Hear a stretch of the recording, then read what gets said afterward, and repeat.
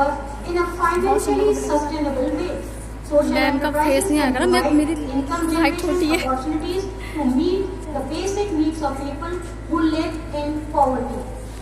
Social enterprises can be more sustainable than non-profit organizations that may solely rely on the grant money, donations, and government policies alone.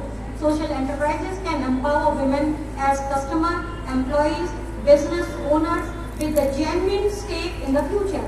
This is a welcome addition to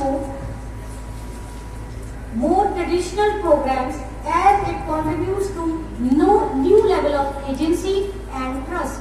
Indeed, greater gender balance in decision making has been consistently shown to produce more innovation, transparency, and attention to see that is produced by the male-dominated leadership of many established institutions.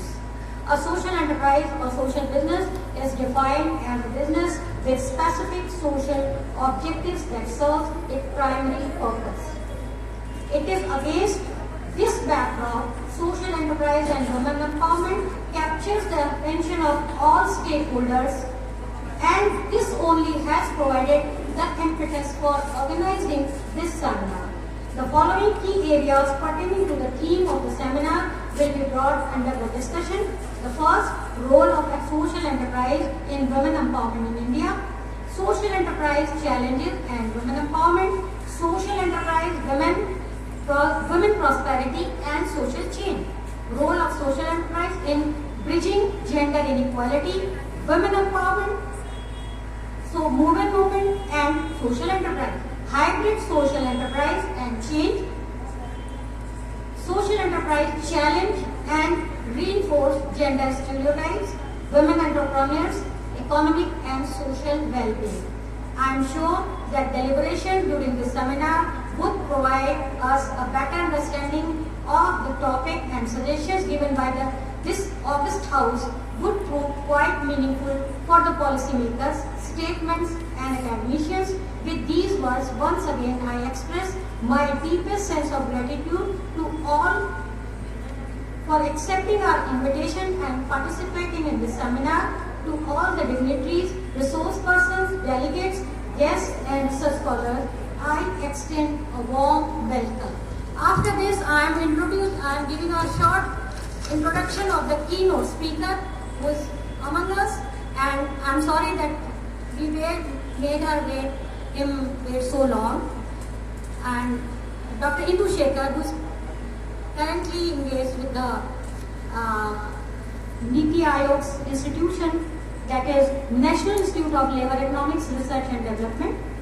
He has done his MPhil and PhD both from JNU under the tutelage or guidance of Professor K.L. Sharma and Professor Deepanta Gupta. His areas of interest include qualitative research, gender, science and technology, environment and livelihood systems, diaspora, rural power structure and education. He has worked in many research projects and research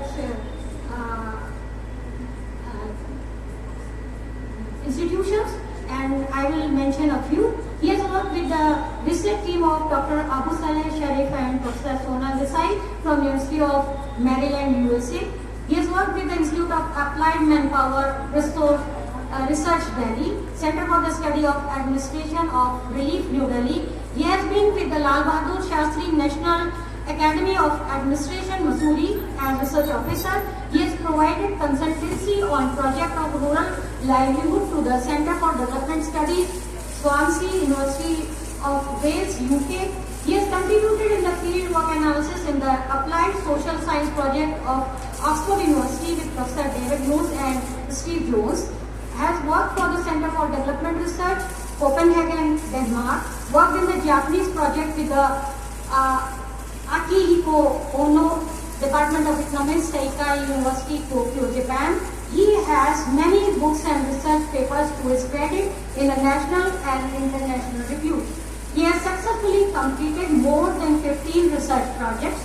And now, without taking more time, I will invite Dr. Indu Shekhar to deliver his keynote address. Please welcome Dr. Indu Shekhar.